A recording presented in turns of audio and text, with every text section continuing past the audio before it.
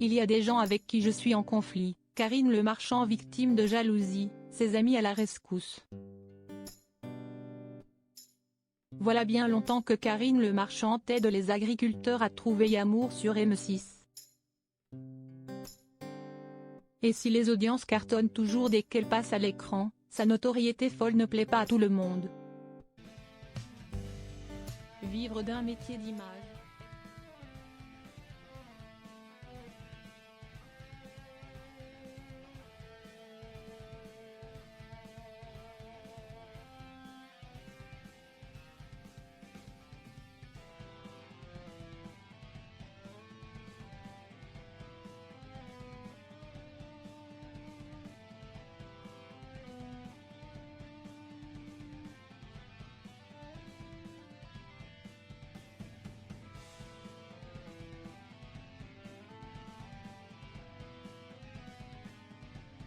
L'un à côté de l'autre, et ne se sont plus jamais quittés.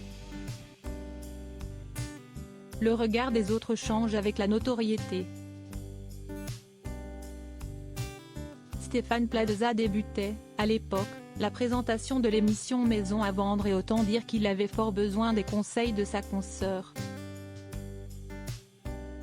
On s'est très vite retrouvé sur nos peurs car c'est un métier qui en génère beaucoup, explique Karine Le Marchand au journal Le Parisien.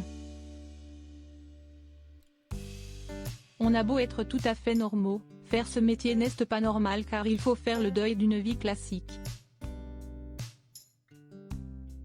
C'est très difficile car on tient absolument à notre liberté, et le regard des autres change avec la notoriété.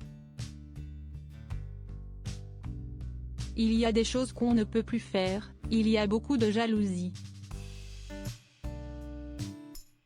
Pour se protéger un tant soit peu, Karine Le Marchand a suivi l'exemple de son grand ami. Les commentaires de ses publications, sur les réseaux sociaux,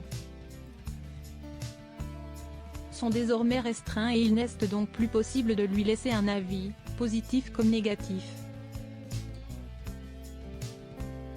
Idem dans le cadre professionnel, puisque se mettre l'un des deux à dos, c'est attirer les foudres du second. Il y a des gens dans les médias avec qui je suis en conflit, Stéphane ne va pas sur ses émissions. Et il les appelle quand cela va trop loin. De la même façon, il a été en conflit avec des personnes par le passé dans ce groupe, et par solidarité je refusais de faire des photos avec. Si tu fais du mal à mon ami, tu m'en fais à moi, poursuit l'ex de Joe Star. Les gens ne sont pas forcément bienveillants dans ce métier,